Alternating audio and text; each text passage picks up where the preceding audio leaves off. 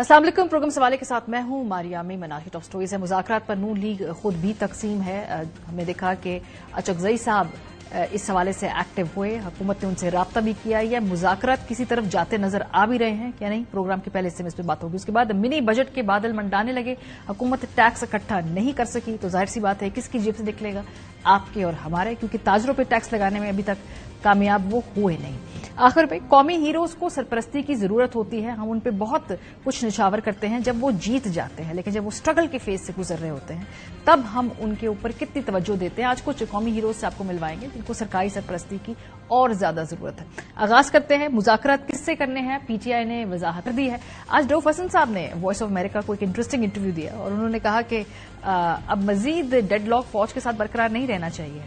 जरा सुनिए कि ये डेडलॉक और बरकरार ना रहे। जैसा कि आपको पता है कि हमारी पोजीशन हमेशा से रही है कि हम उनके साथ एंगेज करना चाहते हैं। हमारे दरवाजे जो है उनके साथ बातचीत करने को खुले हुए हैं। रियासत के मफाद में पीटीआई और जो एस्टैब्लिशमेंट है इनके दरमियान बातचीत जो है वो अशद जरूरी है। दूसरी तरफ महमूद अचकजई साहब से राब्ता किया है गवर्नमेंट ने। कल उन्होंने सहाफियों से गैर रस्मी गुफ्तगू करते हुए इन राब्तों की तस्दीक की है। उन्होंने कहा कि राना सनाउल्लाह साहब मेरे साथ पार्लियामेंट में मिले थे। उन्होंने कहा कि किसी भी मसले का हल मुज़ाकरात के बगैर नहीं निकल सकता। अगर कोई मुज़ाकरात के लिए तैयार है तो अच्छी बात है। वज़ीर आज़म शहबाज शरीफ पार्लियामेंट में असद कैसर, उमर अयूब और बैरिस्टर गौर से मिले। पीटीआई शहबाज शरीफ को जवाब देती है तो मुज़ाकरात उस वक्त शुरू हो जाते हैं। नवाज शरीफ साहब भी तमाम स्टेक होल्डर्स के साथ गैर मशरूत मुज़ाकरात के हामी हैं। ज़राए नून लीग के मुताबिक पार्टी सदर मियां नवाज शरीफ साहब ऑपोजिशन से गैर मशरूत मुज़ाकरात चाहते हैं।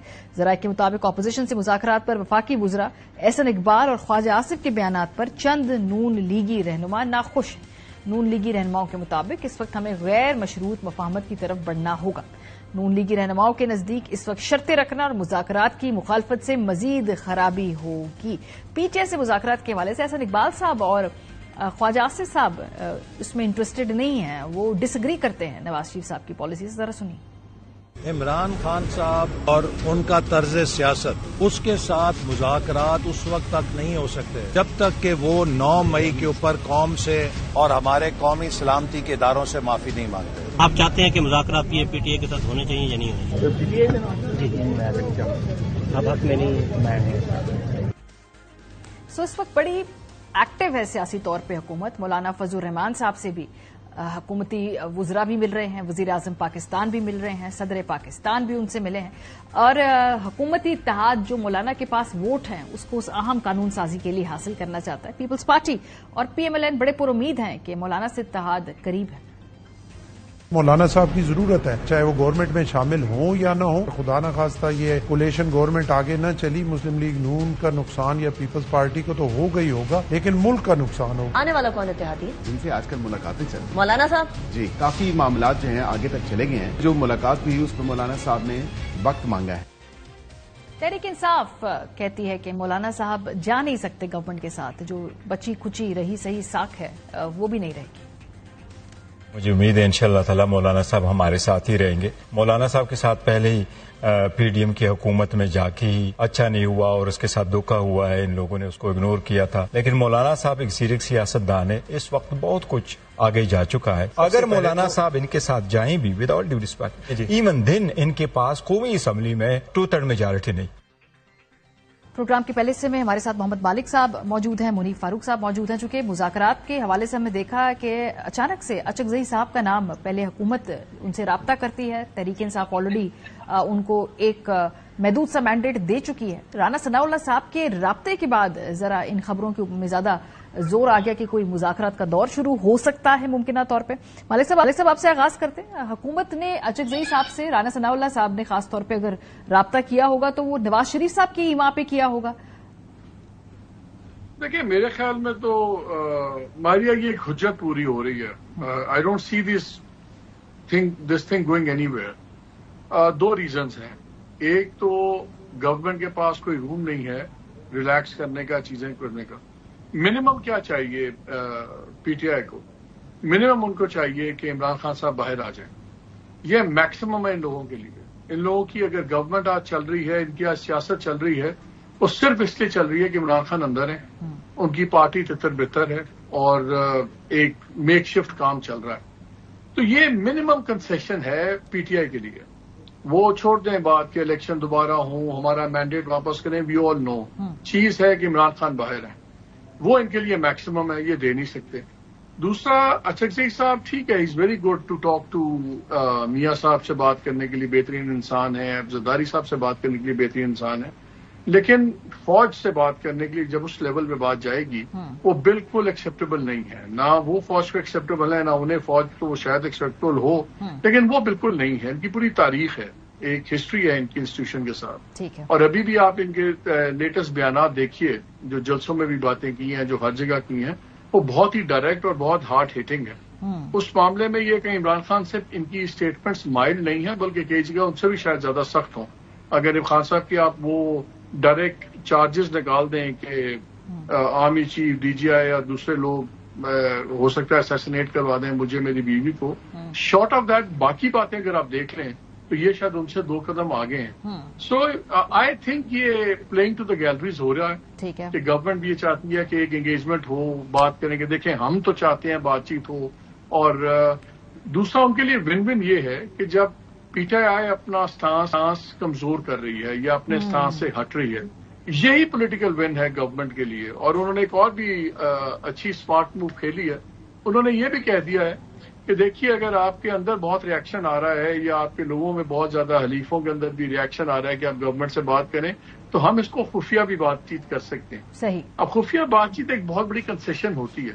سو آئی تھنک یہ ڈائلاگ کہیں پہنچے گا نہیں. حجتی ہے. اول تو ابھی شروع بھی نہیں ہوا ہے. حجتی ہے. صحیح بات. اگر شروع بھی ہوگا تو کہیں پہنچے گا نہیں, اور مجھے اس میں کچھ بھی پی ٹی آئی کے لیے نکلتا نظر نہیں آتا. ٹھیک ہے منیب, آپ کو بھی یہ حجت نظر آتی ہے؟ رانا ثناءاللہ صاحب نے اچک زئی صاحب سے رابطہ کیا, آئی ایم ایزیومنگ کہ یہ نواز شریف صاحب کے ایما پر ہی کیا ہوگا. مجھے نہیں معلوم کہ شہباز شریف صاحب اور نواز شریف صاحب اس معاملے کے اوپر سیم پیج پہ ہے یا نہیں ہے, لیکن اس کا کوئی کہیں جاتا ہوا دکھائی دے رہا ہے آپ کو؟ بہت شکریہ. دیکھیے یہ نان سٹارٹر ہے وہ اس لیے بھی, اور میرے خیال میں یہ بات ہم شاید سب کو پتا ہے کہ حکومت کے پاس جو تحریک انصاف کو چاہیے, جس طرح مالک صاحب کہہ رہے تھے, وہ حکومت کے پاس نہ دینے کی کیپیسٹی ہے سب سے پہلی بات, نہ حکومت کی وہ دینے کی نیت ہے. دوسری بات یہ ہے کہ رانا ثناءاللہ صاحب کی جو گفتگو اچک زئی صاحب سے ہوئی ہے, میں نے اس پہ بھی تھوڑی سی وہ اس کے بارے میں جاننے کی کوشش کی ہے. وہ زیادہ تر روٹین کی پولیٹیکل ڈائلاگ کی باتیں ہیں, سیاسی ڈائلاگ کی, یا اسمبلی کے اندر جو معاملات چل رہے ہوتے ہیں بہت سے ان حوالوں سے ہے. سیاسی ڈائلاگ کی بات کی ہے رانا ثناءاللہ صاحب نے اچک زئی صاحب سے. ان سے جب میں نے رانا ثناءاللہ صاحب سے باقاعدہ طور پر بھی پوچھا تو انہوں نے یہی کہا کہ دیکھیے ان سے ہمارا تعلق اب کا نہیں ہے, ہمارے بڑے پرانے تعلق ہیں ان کے ساتھ, اور 2014 سے 24 تک تو بڑا قریبی تعلق رہا ہے, اور انہوں نے اور ابھی بھی بڑا احترام والا تعلق ہے اچک زئی صاحب سے. بٹ بیونڈ دیٹ کوئی ایسی چیز نہیں ہے جو اچک زئی صاحب نے نیگوشیٹ کروا لی ہو پی ایم ایل این سے تحریک انصاف کے لیے. اور دوسری بات یہ ہے کہ جو ملاقات بیرسٹر غور خان صاحب کی اور جو عمر ایوب صاحب کی یا اسپیکر صاحب کے سامنے بھی ہوئی, اس میں بھی زیادہ تر بات کوئی جی آپ نے فلانی چیز پر ڈیبیٹ نہیں ہونے دی, اور پلس ظاہری بات کہ عمران خان صاحب کے ساتھ یہ زیادتی ہو رہی ہے, عمران خان کے ساتھ وہ زیادتی ہو رہی ہے, اراؤنڈ دیٹ وہ بات ہوئی.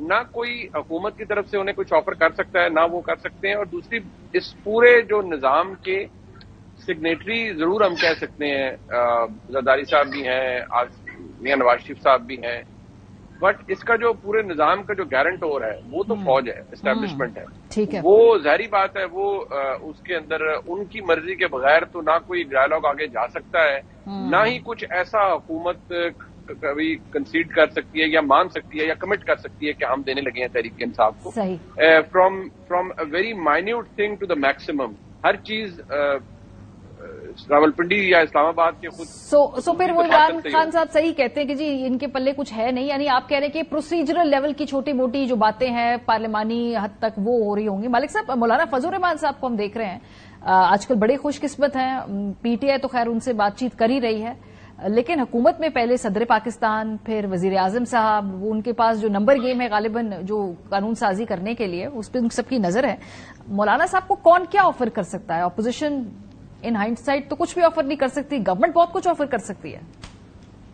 ہاں, آپ کے سوال میں آپ کا جواب ہے ماریا کہ کون آفر کر سکتا ہے, وہ گورنمنٹ کر سکتی ہے. لیکن آپ ایک چیز دیکھیے کہ مولانا صاحب نے اپنا ڈیمیج کنٹرول بھی کیا, ان کو سمجھ آ گئی ہے کہ پہلے ان کا خیال تھا شاید, ہم تو وی کین اونلی گیسٹیمیٹ, کہ انہوں نے دیکھا کہ اگر میں عمران خان کے ساتھ چلتا ہوں، ایک اپوزیشن کی پالیٹکس کرتا ہوں، اینٹی اسٹیبلشمنٹ بیانیہ، تو میرا ایک پولیٹیکل اس میں ڈیویڈنڈ ہے، میرا ووٹر بنتا ہے، میری چیزیں بنتی ہیں. اب ان کو شاید اندازہ ہو گیا ہے کہ باتیں بہت آگے نکل گئی ہیں، اور اگر عمران خان صاحب کے ساتھ انہوں نے چلنا ہے تو پہلے ان کو بہت زیادہ اس کو ڈائریکٹ نقصان اور اٹھانا پڑے گا. ابھی تک وہ صرف ایک الیکٹورل نقصان اٹھایا ہوا ہے. ابھی اگر اس سے آگے جاتے ہیں بڑی فائلیں بھی کھل سکتی ہیں، بہت جھگڑا بھی لگ سکتا ہے، اور ان کو ہورائزن پہ کچھ بھی ریلیف خاصا کو نظر نہیں آ رہی. اور جو ہم ٹاکس پہ، میں ایک چیز اور بات کرتا ہوں، دیکھیے ٹاکس پہ جب آپ جاتے ہیں تو آپ ایک ماحول بناتے ہیں. کیا گورنمنٹ وہ ماحول بنا رہی ہے؟ آپ دیکھیے جو جوڈیشل ریفارمز تیار ہیں، جس میں تعداد بڑھانے سے لے کے جو آرٹیکل 209 اور دوسری امینڈمنٹس کی بھی تیاری ہے، کانسٹیٹیوشنل امینڈمنٹس، وہ اگر نمبرز گیم پوری کرتے ہیں، جس کے لیے مولانا صاحب بہت ضروری ہیں، بہت کرٹیکل ہیں نیشنل اسمبلی کے اندر بھی. سو اس وقت ٹائم آ گیا مولانا صاحب کے لیے to take his pound of flesh. اور میرا خیال ہے کہ وہ جتنا فلرٹ آپ اوپنلی کر رہے ہیں، دیکھیے گورنمنٹ کے ساتھ، اپوزیشن کے ساتھ اوپنلی فلرٹ کرنے میں کوئی نقصان نہیں ہوتا، کوئی پولیٹیکل اس کا نقصان نہیں ہوتا. لیکن جب آپ گورنمنٹ کے ساتھ فلرٹ کرتے ہیں اوپنلی، اور اچانک بڑا بون ہومی ماحول بن رہا ہے، تو اس کا ایک نقصان ہوتا ہے. اور آپ سے میرے سے کہیں زیادہ مولانا صاحب پولیٹیکلی سواب ہیں اور پولیٹیکلی زیادہ میچور ہیں. ان کو پتا ہے کہ ایک پاور گیم کیسے کھیلنی ہے، اور خاص طور پہ پبلک ویو میں. ان کے لیے پرائم منسٹر کو ریسیو کرنا، ان کے لیے زرداری صاحب کو ریسیو کرنا، اور اب یہ دیکھیے کہ وہ ایک ایک آپٹکس کیلکولیٹ کرتے ہیں. وہ نہیں گئے، یہ لوگ ان کے پاس آئے. پی ٹی آئی کے دنوں میں تو وہ چل کے چلے گئے تھے ان کی میٹنگ میں، جو الائنس بنا یا چک صاحب، یہاں پہ انہوں نے بلوایا ہے. تو جب آنے کی بھی کچھ شرائط ہوتی ہیں، زرداری صاحب ایسے نہیں چلے جائیں گے چائے پینے مولانا صاحب کے ساتھ، پرائم منسٹر ایسے نہیں چلے جائیں گے. تو کچھ تو امیدیں ہوا میں لٹک رہی ہیں نا. اور آپ یہ دیکھیے کہ جو کانسٹیٹیوشنل امینڈمنٹس ٹیبل ہو رہی ہیں نیشنل اسمبلی میں، وہ کس سے کی ہیں؟ وہ نور عالم خان صاحب نے ہی بہت سے کی ہیں. اب لوگ کہہ رہے ہیں کہ جی دیکھیں وہ تو بڑی مائلڈ سی ہیں. بات مائلڈ کی نہیں ہے. بات یہ ہے کہ کانسٹیٹیوشنل امینڈمنٹ آنے کا مطلب ہے کہ آپ کو سرکار کا ووٹ چاہیے کانسٹیٹیوشنل امینڈمنٹ، اور ساری جوڈیشری فوکسڈ ہیں. یہ بھی ایک میسیجنگ ہے کہ ہم لارجر نیشنل انٹرسٹ میں جوڈیشری کو ریفارم کرنے میں تو حکومت کا ساتھ دے دیں گے، ویسے ہم نہیں آئیں گے. سو یہ جو ایک گیم چل رہی ہے، اس کے اور پھر ان کا ہٹ جانا کہ ہم دھرنے وغیرہ میں علیحدہ جائیں گے، جی ہم نہیں جائیں گے. ٹھیک بات ہے. پہلا سٹیپ تو یہ تھا نا کہ تحریک انصاف سے علیحدگی کر کے سولو فلائٹ نا، پھر اس کے لیے آپ سب کے لیے سب آپشنز اوپن رکھتے ہیں. منیب، یہ جو لیجسلیشن گورنمنٹ لانے لگی ہے، مولانا صاحب کا ووٹ اس میں کلیدی ہے، ایوری ون نوز دیٹ. آپ کو لگتا ہے کہ یہ لیجسلیشن کمفرٹیبلی گورنمنٹ اب لے آئے گی؟ مولانا صاحب مور اور لیس ان کو گورنمنٹ منا لے گی؟ وہ 2 سینٹ کی سیٹیں ہیں، گورنرشپ ہے، کچھ اور پوسٹنگز ٹرانسفرز ہوں گی کے پی کے اندر، یہی پیکج ہوتا ہے نا. دیکھیے ابھی ایک چیز جو آپ نے پہلے سوال کے اختتام میں کہی تھی، وہ کہ وہ جیسے عمران خان صاحب کہتے ہیں پلے کچھ نہیں ہوتا. دیکھیے جو اسٹیبلشمنٹ کی مرہون منت حکومتیں وجود میں آتی ہیں، ان کے پلے نارملی کچھ بھی نہیں ہوتا. اور ہمارے ملک میں تو ویسے سیاسی حکومتوں کے پلے کچھ نہیں ہوتا. جیسے عمران خان صاحب کی حکومت تھی، اس کے پلے کچھ بھی نہیں تھا. تو آج بھی وہی حالات ہے. لیکن جو مولانا صاحب کا بات ہے، دیکھیے مولانا صاحب کی اہمیت بالکل ہے، وہ ایک قداور شخصیت ہیں، ان کو ضرور ان کے ساتھ کیا جائے گا. لیکن be mindful of the fact کہ جو 41 ممبران ہیں جن کا سٹیٹس الیکشن کمیشن کے نظر میں انڈیپینڈنس کا ہے، they are a very low hanging fruit for government. ان کے اوپر آلریڈی کام ہو رہا ہے، اور پتہ نہیں وہ اس میں کتنے رہ سکتے ہیں، کتنے اپنی جگہ پر کھڑے رہیں گے، کتنے حکومت کے پریشر میں، یا جب میں حکومت کہتا ہوں تو پھر آپ سمجھ لیجئے کہ ریاستی پریشر کے اندر نہیں آئیں گے. وہ تو ڈپینڈ کرتا ہے with obviously only time can tell. لیکن اگر ان میں سے کچھ جو ہیں وہ انہوں نے کسی اور جگہ بیعت کر لی تو آپ کو پتا ہے پھر کچھ بھی ہو سکتا ہے. پھر تو گورنمنٹ کہے گی تھی کہ ٹھیک ہے اب ہم نے کون سا فلور کراسنگ کروائی ہے، 63 اٹریکٹ نہیں ہوتا یہاں پر. تو یہ تو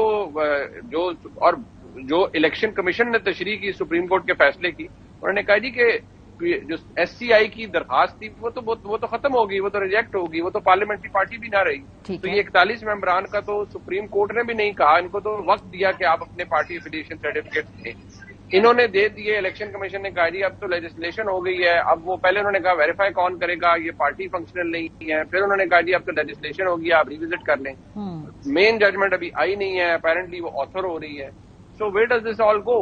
تو وہ نیچرلی اس کے اندر تو پھر یہ رہے گا. اور میرے خیال میں ایز وی اسپیک اس پہ کام ہو بھی رہا ہے. ہاں لیکن کچھ کام جس رفتار سے ہونا ہے شاید اس میں کچھ رکاوٹیں ہیں, وہ اجلاس جو ہے ملتوی کرنا پڑا. تو بہت زیادہ وہ نمبر پورے کرنے میں ذرا دھکا اسٹارٹ ہو رہا ہے, لگ رہا ہے منٹ. نہیں دیکھیں, آج جو اسپیکر صاحب سے منسوب ایک بیان ڈیلی جنگ کے اوپر لگا, سب سے فرنٹ پیج پہ لگا ہوا ہے کہ چیف جسٹس کی ایکسٹینشن سے متعلق تمام جماعتوں کو اعتماد میں لیں گے اور اس ہفتے ڈیسائیڈ کریں گے کہ دینی ہے یا نہیں دینی. That means it's not off the table as yet. That means کہ اٹس اسٹل ان فیلڈ اور اس کی ایک چیز موجود ہے. سو وہ اپیرنٹلی ابھی تو اس کی بہت ویلیو ہے. ابھی وہ گورنمنٹ کر پاتی ہے یا نہیں کر پاتی, that needs to be seen. Speaker صاحب سے منسوب یہ بیان. یہ جو آپ نے بات کی مالک صاحب, آپ اگری کرتے ہیں کیا اسٹل آن دا ٹیبل یہ جو؟ اٹس ویری مچ آپ دیکھیے اعظم نذیر طارق صاحب سے جب یہ سوال ہوا تو انہوں نے کیا کہا. ان کا دیکھیے اگلے چیف جسٹس منصور علی شاہ صاحب ہی ہیں, اور جب بھی ریٹائر ہوں گے فائز عیسیٰ صاحب وہی چیف جسٹس بنیں گے. تو اس میں کنفیوژن کیا ہے؟ یہی تو کنفیوژن ہے. اگر آپ کو پتا ہے اگلے وہی ہیں اور آپ نے ایکسٹینشن نہیں دینی, آپ نوٹیفیکیشن نکال دیں. وہ نہیں نکالتے, وہ کہتے ہیں جب وہ ریٹائر ہوں گے. اور اگر یہ 3 سال کی ٹینر بھی ملتی ہے تو بالکل منصور علی شاہ صاحب بھی اس کے بعد اگلے چیف جسٹس ہی ہوں گے. سو وہ بھی کیٹیگوریکل کبھی نہیں کہتے. میرے شو کے اندر رانا سنالو صاحب کو میں نے پوچھا کہ یار یہ آپ کا ابھی چل رہا ہے تو کیا سین ہے؟ انہوں نے کہا آج تو ارادہ نہیں ہے لیکن اگلے ہفتے بن بھی سکتا ہے. یہ بھی سیاست ہے, یہ بھی سیاست ہے. ججز کی تعداد جو بڑھانی ہے وہ تو سمپل ایکٹ آف پارلیمنٹ ہے, اس میں تو آئینی ترمیم بھی نہیں ہے, وہ تو یہ کر لیں گے. سو آپ ایک ایکسپینڈڈ سپریم کورٹ کر رہے ہیں, وہ کس لیے کر رہے ہیں؟ تاکہ کل کو جو بھی فیصلے فل کورٹ بینچ میں جائیں گے تو وہ تو پھر total power balance of power change ہو رہا ہے نا. ابھی فائز عیسیٰ صاحب کا کلیئرلی ہمیں ڈویژنز پتا ہے, ہمیں یہ پتا ہے کہ فائز صاحب کا جو ہے وہ اس وقت منورٹی میں ہیں, بکاز ہم ججمنٹ سے اندازہ لگا سکتے ہیں. اب اگر یہ ایڈ ہو جاتے ہیں, یہ 23 کی بن جاتی ہے, ایڈ آک بھی ساتھ ہیں, کل کو فل کورٹ بیٹھتا ہے تو سارے بیٹھے ہوں گے, تو numbers definitely favour the government. تو یہ چیزیں جو ساتھ پیرلل چل رہی ہیں, اور میرا خیال ہے کہ جو یہ سختی بڑھی ہے عمران خان کی, ان کی ہمشیرہ بھی کہہ رہی تھی علیمہ خان صاحبہ کہ دیکھیے بہت سختی ہو گئی ہے, اور جیل کے اندر بھی جرنلسٹوں کو بھی تنگ کر رہے ہیں, آپ نہیں جائیں گے, آپ جا سکتے ہیں. آئی تھنک یہ میسیجنگ بڑی اسٹرانگ جا رہی ہے ان انڈیپینڈنٹ ممبرس کے لیے خاص طور پہ کہ بھائی 2 دفعہ سوچ لو. ہم نے اب پورا پیشکش کس رہے ہیں, تو خان صاحب تو پہلے ہی اندر ہیں, آپ ابھی باہر پھر رہے ہیں, آپ سوچتے ہیں اپنے فیصلے کر لیں. لیکن اس دوران یہ نواز شریف صاحب ملک سے باہر جا رہے ہیں. منیب, جاوید لطیف صاحب جو انہی کے کیمپ سے سمجھے جاتے ہیں, انہوں نے کہا جی وہ جائیں گے پھر حالات دیکھ کر واپس آئیں گے. یہ حالات کیا مطلب دیکھ کر واپس آنے ہیں؟ کیا پرابلم ہے پنجاب میں؟ وفاق میں گورنمنٹ ہے, ویسے کون سے حالات کے اندر ایسی پریشان کن بات ہے کہ حالات دیکھ کے آئیں گے وہ؟ اس بات کو نا مالک صاحب کو جی نہیں کریں آپ جواب دیں, پھر مالک صاحب سے پوچھیں گے. دیکھیے اس بات کو نا, جیسے مالک صاحب پرانے بہت, میں ہمیشہ کہتا ہوں خود کو اولڈ اسکول جرنلسٹ کہتے ہیں لیکن ہے نہیں, مطلب ہمارے لیے تو بڑے کول ہے, very relevant, very much belongs to this age. اور ان کو اس بات کا پتا ہے کہ جب کوئی خبر نہیں ہوتی نا تو کئی صحافی نا کہ تو بائی لائن دے دیتا ہے. تو مجھے لگتا ہے میاں جاوید لطیف صاحب بھی نا خبر کوئی نہیں ہے تو انہوں نے ایک بائی لائن دے دی اپنی طرف, لگے رہو ڈسکشن کرتے رہو, لگے رہے کہ آپ you can ponder over it کہ کیا ہو رہا ہے کیا نہیں ہو رہا ہے. کچھ بھی نہیں, میاں صاحب اگر جائیں گے ایٹ ہز اون ول جائیں گے, ایٹ ہز اون ول واپس آئیں گے. Be mindful of the fact, جو میں نے تھوڑی دیر پہلے کہا کہ میاں نواز شریف صاحب کے بارے میں جو کہا گیا, جی بالکل ختم ہو گیا, جی بڑا دھوکہ ہو گیا. Mian Nawaz Sharif is a signatory to all of this. He is very much relevant. جو کچھ ہو رہا ہے, جو جہاں پر جو اسکیم آف تھنگز ہیں, he is completely aware of everything. So وہ جائیں گے, جب ان کا دل کرے گا تو وہ واپس آ جائیں گے. کنکلوڈنگ نوٹ مالک, آپ اگری کرتے ہیں منیب سے؟ دیکھیے انہوں نے ان کی ناراضگی اپنی جگہ, بالکل ان کے ساتھ ہاتھ ہوا ہے. وہ نئی پرائم منسٹر بنے, پھر لٹرلی پروونشلائز ہو گئے ہیں, کٹ ڈاؤن ٹو سائز ہو گئے ہیں, لیکن ان کو یہ پتا ہے کہ ان کی بیٹی ہے چیف منسٹر, بھائی ہیں پرائم منسٹر. مگر ایون دین ان کو یہ پتا ہے کہ اگر عمران خان کو کوئی کاؤنٹر کر سکتا ہے وہ یہ لوگ نہیں کر سکتے. یہ ہر قیمت دینے پہ تیار ہیں کہ ایک بار عمران خان کا ٹھپا بند ہو جائے, اس کے بعد ان کے بیانیے دوبارہ زندہ ہو سکتے ہیں, سب کچھ ہو سکتے ہیں, ووٹ کو عزت دو, سب بیانیے تب تک شیلف پہ رہیں گے جب تک عمران خان کو ان کے حساب کے مطابق एक सीलिंग इम्पैक्ट नहीं हो सकता। यानी मौला जट और नूरी नथ की जोड़ी है, मौला जट है तो नूरी नथ है, नूरी नथ है तो मौला जट है। ये तब तक हर चीज बर्दाश्त करेंगे। ठीक है, बहुत शुक्रिया भाई साहब मोहम्मद मालिक साहब, मुनीफ फारूक साहब प्रोग्राम के पहले से में मौजूद थे, उसके बाद ब्रेक पे जाएंगे, वापस आएंगे। IMF के अगले इजलास के अंदर पाकिस्तान अभी भी एजेंडे के ऊपर नहीं है। साथ साथ जो अगर आपने इनकम टैक्स के अहदाफ पूरे करने हैं तो लगता है गवर्नमेंट को नए टैक्सेस लगाने पड़ेंगे। किस पे गिरेगी ये एक्स आकर? प्रोग्राम के अगले समय इस पे बात करेंगे, हमारे साथ रहिए। Welcome back. एक सारे सियासी घनचक्कर के बीच में जो कोर प्रॉब्लम है, जो जिसका इस वक्त मुल्क के न सिर्फ हुकूमत को बल्कि अवाम को सामना है, वो है इकोनॉमिक स्टेबिलिटी। इस वक्त हमने देखा कि टैक्स का हदफ जो हुकूमत खुद अपने लिए तय करती है उसको पूरा करने में अभी तक वो नाकाम नजर आ रही है। शहबाज राना साहब ने एक्सप्रेस ट्रिब्यून में आज खबर दी है। उनकी खबर से अगर हम कुछ मुस्तार लें तो आपको बताएं कि खबर के मुताबिक 1.8 हजार अरब रुपए के भारी टैक्स आयद करने के बावजूद हुकूमत रवा माली साल के पहले 2 माह के दौरान टैक्स हदफ हासिल करने में नाकाम रही है। FBR ने जुलाई और अगस्त में 1554 अरब रुपए का टैक्स वसूल करना था, लेकिन टैक्स वसूलियां हदफ के मुकाबले में 111 अरब रुपए कम रही हैं। टैक्स हदफ में नाकामी ने एक तरफ IMF से जारी $7 अरब की कर्ज की डील पर सवालिया निशान लगा दिए हैं, तो दूसरी तरफ हुकूमत की जानिब से मिनी बजट लाए जाने के इम्कानात में भी इजाफा कर दिया है। हुकूमती जराये के मुताबिक बजट में टैक्स वसूलियों का सालाना हदफ लगभग 13,000 अरब रुपए रखा गया था, जिसको हासिल करने के लिए मिनी बजट लाए जाने का खदशा है। मिनी बजट से फर्टिलाइजर्स, इंपोर्ट्स, प्रोफेशनल्स की आमदनी और कॉन्ट्रैक्टर्स पर मजीद टैक्स आयद किए जाएंगे। हुकूमती जराये का कहना है कि IMF ने नया कर्ज प्रोग्राम जारी करने के लिए टैक्स वसूलियों का हदफ हासिल करने की कड़ी शराइत आयद कर रखी है। IMF और हुकूमत के दरमियान तयशुदा मुआहदे के मुताबिक अगर हुकूमत पाकिस्तान टैक्स अहदाफ हासिल करने में नाकाम रही तो इजाफी इकदामात किए जाएंगे। इस दौरान इस हफ्ते हमने देखा कि ताजिर भी हड़ताल कर रहे हैं। जो टैक्स हुकूमत उन पर लगाने की कोशिश कर रही है, ताजिर 2 स्कीम लाने की कोशिश कर रही है, उसको वो आउटराइटली रिजेक्ट करते हैं, बल्कि कुछ जो बेनिफिट्स हैं वो रिवर्स करवाने में भी कामयाब हो गए हैं ताजिर बरादरी। जाहिर सी बात है, अगर आपके पास शटर डाउन करने की पावर हो, अगर आपके पास बाजार बंद करने की पावर हो, स्ट्रीट पावर हो, तो आप ऐसा कर सकते हैं। लेकिन पाकिस्तान के जो बाकी और तबके हैं, तनख्वाहदार तबका है फॉर एग्जांपल, वो ये नहीं कर सकता, उसके पास ये लग्जरी नहीं है। अभी सूरत हाल ये है कि दूसरी तरफ पाकिस्तान का जो 4 सितंबर को IMF इजलास का एजेंडा है उसमें शामिल नहीं किया गया है। पाकिस्तान IMF से $7 अरब के कर्ज प्रोग्राम की हतमी मंजूरी के इंतजार में है, लेकिन IMF के एग्जीक्यूटिव बोर्ड ने अपना 4 सितंबर का शेड्यूल जारी कर दिया है, जिसमें पाकिस्तान का नाम नहीं है। हुकूमत चीन, सऊदी अरब और मुत्तहिदा अरब अमारात से $12 अरब कर्ज रोल ओवर कराने के लिए भी मुतहरक हो गए। पाकिस्तान ने सऊदी अरब से मजीद $1.2 अरब कर्ज की वसूल की दरख्वास्त भी की है, जिसका मकसद $2 अरब का फाइनेंसिंग गैप पूरा करना है। पाकिस्तान के जिम्मे पहले ही $5 अरब के कैश डिपॉजिट की सूरत में सऊदी कर्ज वाजिबुल अदा है। पाकिस्तान के पास चीन के $4 अरब, UAE के $3 अरब कैश डिपॉजिट्स हैं। 28 अगस्त के एजेंडे में भी इससे पहले मैं देखा कि पाकिस्तान का नाम नहीं था।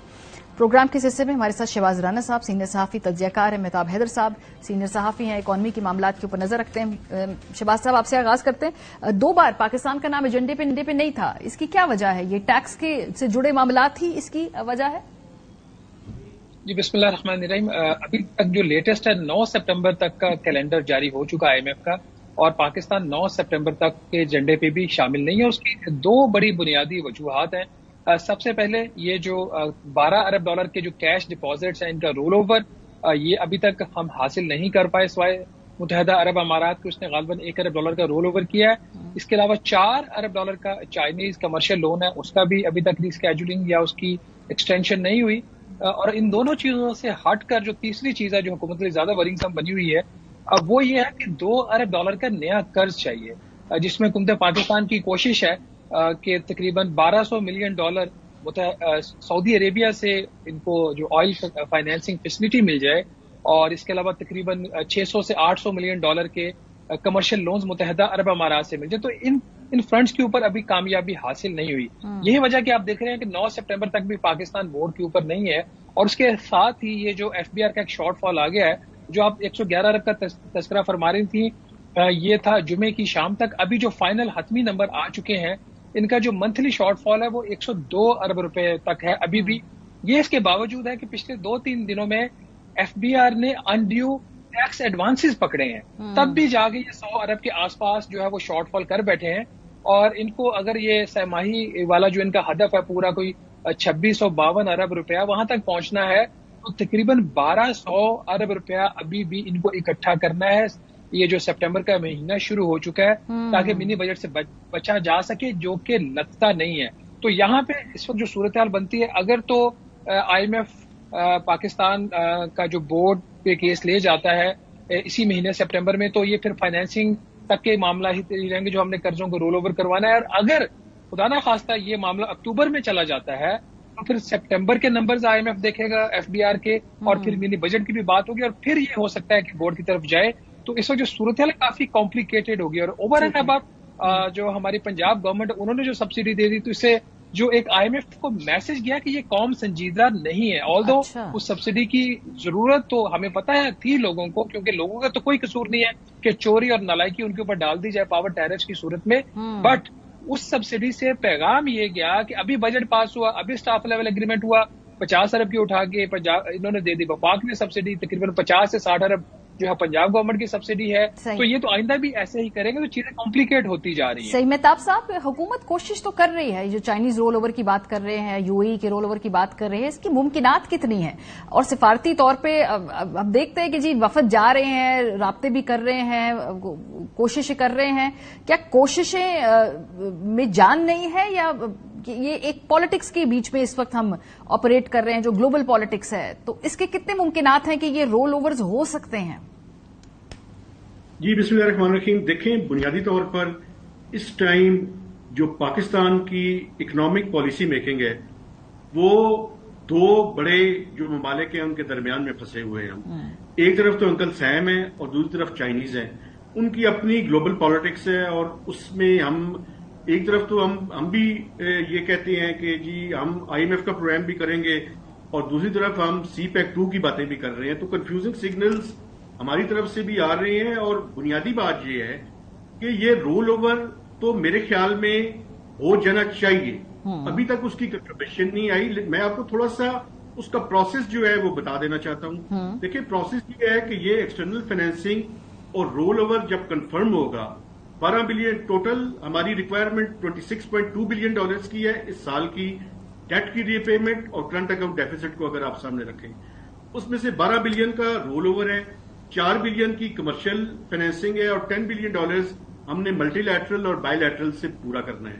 अब IMF ये कह रहा है कि आपका $2 बिलियन का एक और फाइनेंसिंग गैप है, उसमें हम सऊदी अरब से डायरेक्ट या तो हम सऊदी ऑयल फैसिलिटी की या डिपॉजिट की या इस्लामिक डेवलपमेंट बैंक का एक ITFC है, उसके थ्रू हम चाहते हैं कि $1.2 बिलियन वहां से आ जाए और $600 to $800 मिलियन कमर्शियल फाइनेंसिंग का आ जाए।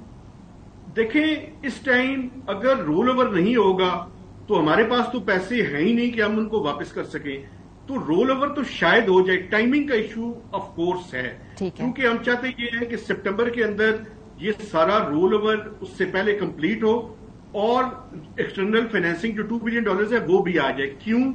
उसकी वजह ये है कि एक LOI पे साइन करना है, इसका मतलब है letter of intent. Letter of intent पे हम साइन करेंगे मिनिस्टर फॉर फाइनेंस और governor state bank of Pakistan, तो उसके बाद कम से कम 2 वीक्स चाहिए उसको बोर्ड के मेंबरान के पास सर्कुलेट करने के लिए। तो अगर 10 सितंबर तक पाकिस्तान का LOI पे साइन नहीं होता तो इसका मतलब ये है कि सितंबर में प्रोबेबली पाकिस्तान का केस जो है वो बोर्ड के पास नहीं जाएगा, या मैक्सिमम 15 सितंबर तक। अच्छा, तो उसके नतीजे में एक पेंडोरा बॉक्स जो है वो खुलेगा, जो कि फिस्कल फ्रंट के ऊपर होगा, जिसकी अभी शहबाज राणा साहब बात कर रहे हैं। लेकिन उसमें सिर्फ यही नहीं होगा, उसमें यह भी होगा कि हुकूमत एक और प्लान भी कर रही है। वो प्लान ये कर रही है कि वो अपने PSDP को और एनुअल डेवलपमेंट प्लान को कट करना चाहती है। तो IMF ये सवाल भी उठाएगा कि पहले आपने कहा कि हम डेवलपमेंट बजट को ज्यादा रखना चाहते हैं, आपने 1400 रखा, फिर आपने उसको 1100 किया, अभी 700-750 की बात आप कर रहे हैं फेडरल PSDP, और इसी तरह प्रोविंसेस का भी आप डेवलपमेंट बजट जो है वो कट करना चाहते हैं। तो आपने कहा था कि हम ये डेवलपमेंट बजट इसलिए रख रहे हैं कि इकोनॉमी को किक स्टार्ट करें और 3.5% की ग्रोथ हासिल करें।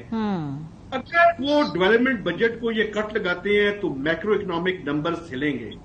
सही, वो IMF को कैसे सेटिस्फाई करेंगे? इन्होंने सब्सिडी की बात की, मैं तो अगली बात कर रहा हूं कि ये मैक्रो इकोनॉमिक नंबर्स भी अगर हिल गए और अक्टूबर तक ये बात चली गई तो फिर ये मिनी बजट की तरफ मामला जाएगा اور اوورآل ایکسپینڈیچرز کے اوپر بھی گفتگو شروع ہو جائے گی. یہ جو منی بجٹ کی آپ بات کر رہے ہیں نا، مشکل صورتحال. شہباز آپ نے اپنی خبر میں جو ایک خوفناک بات کی ہے، بیکاز اسی پہ میری نظر ٹک گئی کہ پھر یہ ٹیکس وصول کرنے کے لیے جی دوبارہ جو آپ کے یہاں پہ پروفیشنلز ہیں، کانٹریکٹرز ہیں، ان کے اوپر مزید ٹیکس لگے گا.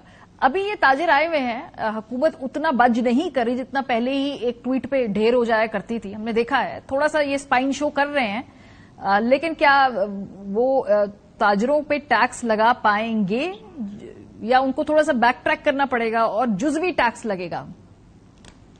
دیکھیں یہ معاملہ مجھے یہ لگ رہا ہے کہ جزوی ٹیکسیشن تک ہی ہے. ابھی تک ان کا جو پلان تھا، جو تاجر اسکیم ہے، اس کے تحت انہوں نے آئی ایم ایف سے جو وعدہ کیا ہے کہ سال میں ان سے اضافی 50 ارب روپیہ اکٹھا کرنا ہے تاجروں سے.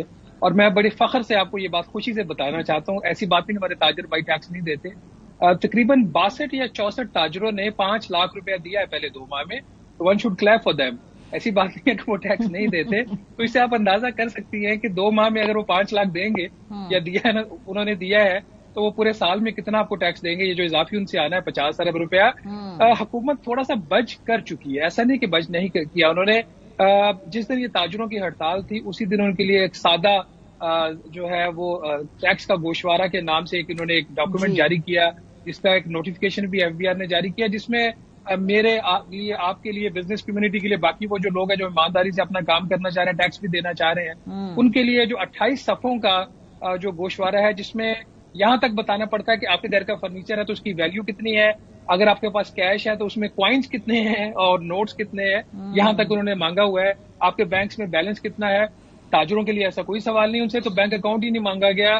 ان کو اتنا کہا گیا کہ آپ اپنی جو ایک موویبل ایسٹ ہے اور ایک اموویبل ایسٹ ہے، ان دونوں کی ٹوٹل ویلیو بتا دیں. جو بج کر چکے ہیں تاجروں کا مسئلہ یہ ہے نا کہ وہ اپنے اثاثے نہیں بتانا چاہ رہے، سورس آف انکم نہیں بتانا چاہتے، تو ہم نے فیسیلیٹیٹ کر دیا. اب آ جاتے ہیں ٹیکس کے ریٹ کے اوپر بات. جو 100 روپیہ پر منتھ سے لے کے 60,000 روپیہ پر منتھ تک ان پہ ایک ٹیکس لگا ہے فکس، اس میں اب کچھ کمی حکومت کر سکتی ہے. انہوں نے انڈیکیٹ کیا ہے. اور ایک میں آپ کو بتا دوں، کل ایک ایف بی آر میں ایک میٹنگ بھی ہونے جا رہی ہے اسی حوالے سے تاجروں کے ساتھ. تو حکومت بچ کرنے جا رہی ہے. اس کی بنیادی وجہ یہ ہے کہ حکومت، آپ کو پتا ہے کہ سیاسی طور پر بہت ہی کمزور ہے. حکومت یہ ساری چیزیں افورڈ نہیں کر سکتی. اسلام آباد، یقین مانیے آپ کو کسی ایسے وہ جب وہ میڈیویل ایرا میں جب وہ ہوتے تھے اٹیکس اور وہ کسی شہر پہ قبضہ کرنے جاتے، جو قلعہ ہوتا تھا نا، اس طرح کے میڈیویل ایرا کا قلعہ بن گیا اسلام آباد. ہر طرف ٹینکرز ہی ٹینکرز ہیں اور کنٹینرز ہی کنٹینرز لگائے ہوئے انہوں نے. کوئی سمجھ نہیں آ رہی کہ یہ اسلام آباد ہے کہ ہم کسی ایسی 16ویں صدی کے شہر میں بیٹھے ہوئے. تو وہ حکومت تو شہباز آپ بھی کہہ رہے ہیں حکومت بچ کر رہی ہے، تو میں تاب صاحب حکومت بچ کر رہی ہے، تو پھر 102 ارب جو ہے جو گیپ ہے وہ کہاں سے پورا کریں گے؟ کس کی جیبوں سے نکالیں گے پھر وہ پیسے؟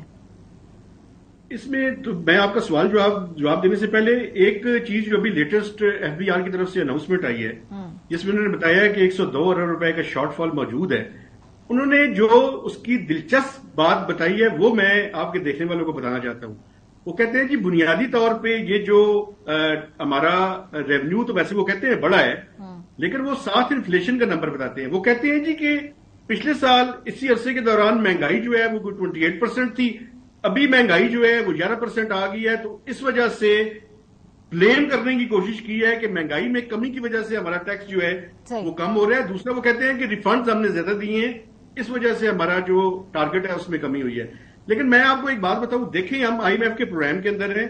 یہ حکومت پولیٹیکلی تو بچ کرے گی، پولیٹیکل گمکس یہ اپنی جگہ پہ رکھتے رہیں، لیکن اگر ایک حد سے زیادہ آپ نے اس ٹیم کے ساتھ ٹنکرنگ کرنے کی کوشش کی تو آئی ایم ایف کا پروگرام مزید خطرے میں پڑے گا. ایک چیز پہ وہ بالکل جو ہے وہ بات ہو سکتی ہے، اور اسی کا دیکھیے گا آپ آئندہ چند دنوں میں حکومت یا ایف بی آر ایک میکنزم اناؤنس کرنے والی ہے، اور وہ میکنزم یہ ہوگا کہ جہاں 84 مارکیٹس ہیں پورے پاکستان میں، جو 26,000 مارکیٹس کے انہوں نے فیئر مارکیٹ ویلیویشن جو ہے وہ اناؤنس کی ہے ایف بی آر نے. 84 مارکیٹس ایسی ہیں جن کا میکسیمم جو ریٹ ہے وہ 60,000 روپے ہے. تو وہ جو میکسیمم ریٹ ہے اس پہ وہ کہتے ہیں کہ اگر کسی کا ٹرن اوور کم ہے یا 60,000 روپے اس کے لیے زیادہ ہے تو وہ ایک ایسا میکنزم اس میں لانے کی بات ہو رہی ہے کہ اگر وہ کم ٹیکس بھی دے اور واقعی اس کا ٹرن اوور کم ہو تو اس کا کم ریٹ جو ہے وہ رکھا جا سکتا ہے. اس کے علاوہ اگر چینجز انہوں نے کرنے کی کوشش کی جو کہ IMF سے انڈورسڈ ہیں, تو IMF کا پروگرام مزید خطرے میں پڑ سکتا ہے. بہت ہی حوصلہ افزا چیز تو نہیں, سب سے کیئرفل لفظ اگر میں استعمال کروں. بہت شکریہ شہباز رانا صاحب, مہتاب حیدر صاحب ہمارے ساتھ موجود تھے. بریک پہ جائیں گے, جب واپس آئیں گے آج کچھ ایسے اسپورٹس مین جو ہیں جن میں خواتین بھی ہیں لڑکے بھی ہیں, ان کی بات کریں گے جن کو سرکاری سرپرستی اگر اور اچھے طریقے سے مل جائے تو یہ اسپورٹس کے میدان میں اپنے جھنڈے گاڑ سکتے ہیں. ان اسپورٹس مین کو ہم سیلیبریٹ کریں گے. بریک کے بعد ہمارے ساتھ رہیے. Welcome back. ہم اپنے لوگوں کی قدر تبھی کرتے ہیں جب وہ اپنی انڈیویجول محنت کے اوپر کوئی نہ کوئی مقام حاصل کریں, کوئی تمغہ جیت کے آئیں, کوئی ریکگنیشن حاصل کریں.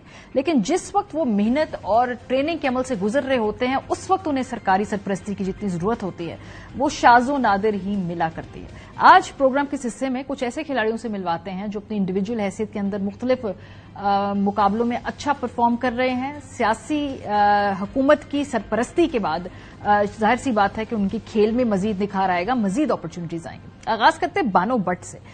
بانو بٹ ایک شاندار نام ہے, مجھے تو کسی سپر ہیروئن کا نام لگتا ہے. انہوں نے اس ہفتے ہم نے دیکھا کہ mix martial arts Asian championship 2024 تھی اور اس کے ویمنز مقابلے میں پاکستانی فائٹر بانو بٹ نے گولڈ میڈل جیتا.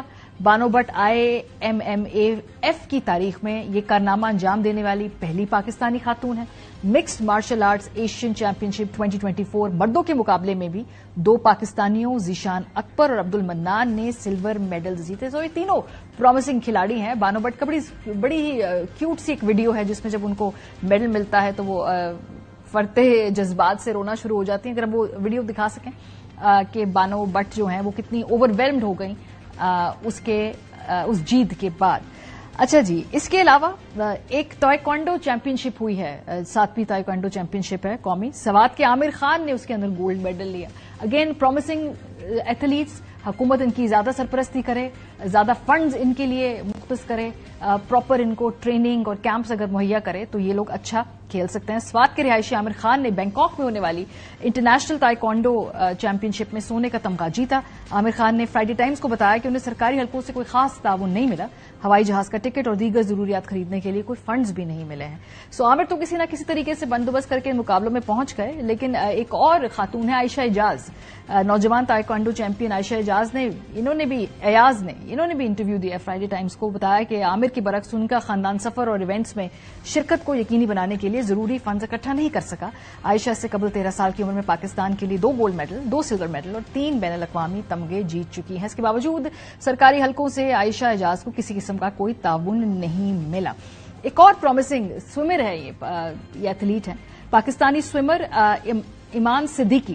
محمد امان صدیقی نے 2023 میں جاپان میں مردوں کے 400 میٹر فری سٹائل میں 4 منٹ 12 سیکنڈ کے وقت کے ساتھ نیا قومی ریکارڈ قائم کیا تھا. اس کے علاوہ حمزہ خان ہیں, ہم نے دیکھا کہ پاکستان کی 37 سال بعد جونیئر اسکواش چیمپئن شپ میں وہ حصہ لے کے جیت گئے. سو خیر ان کی تو خیر ٹھیک ٹھاک سرپرستی ہو رہی ہے. ظاہر سی بات ہے کہ پاکستان ایئر فورس پیٹرن ہے یہ اسکواش کی, تو ان کو ضرور ریسورسز ملتے ہیں. نور دستگیر بٹ صاحب کامن ویلتھ میں انہوں نے گولڈ میڈل دلوایا. بعد میں ہم نے دیکھا کہ وہ گلا کرتے رہے. نور دستگیر بٹ نے انٹرویوز دی. انہوں نے کہا کہ ویٹ لفٹنگ فیڈریشن کی ذاتی رنجش کی وجہ سے اولمپکس میں وہ کوالیفائی نہیں کر سکے تھے. انہوں نے شکوہ کیا کہ کامن ویلتھ گیمز جیتنے کے بعد انہیں سہولیات دی گئی لیکن اس سے پہلے کچھ نہیں ملا. تو لوگ اپنا زور لگا کے, اپنے ریسورسز لگا کر یہ جتنے مقابلے اس میں حصہ لیتے ہیں, کوئی نہ کوئی کامیابی حاصل بھی کر لے. دیکھیں کہ سرکار مکمل طور پہ فنڈز ایلوکیشن اور ان کی سرپرستی کرے تو کتنے اور ایونٹس میں یہ تمغے لے کے آ سکتے ہیں. ارشد ندیم کی طرح کیا ہم انتظار کریں گے کہ وہ اپنا خون جلا کے محنت کر کے تمغہ لائے گا تو پھر ہی ہم نے ان کو پذیرائی کرنی ہے, پھر ہی ہم نے ان کے لیے تمام جو ہے نوازشات کرنی ہے. جب لوگ اسٹرگل کر رہے ہوتے ہیں اس وقت ان کا بازو بننے کی کوشش کرنی چاہیے. پروگرام کا وقت ختم ہو گیا. اپنا فیڈ بیک دینا مت بھولیے گا. خیال رکھیے. خدا حافظ.